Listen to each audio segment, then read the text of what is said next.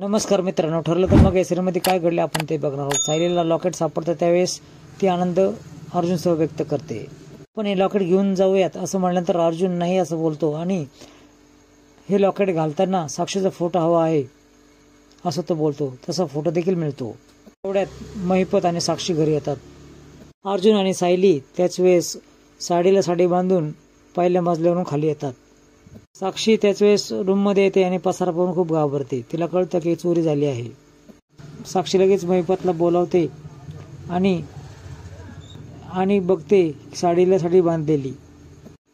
चोर चोरी करायला आलाच नाही, सगळे दागिने जागेवरच आहे असं साक्षी बोलते।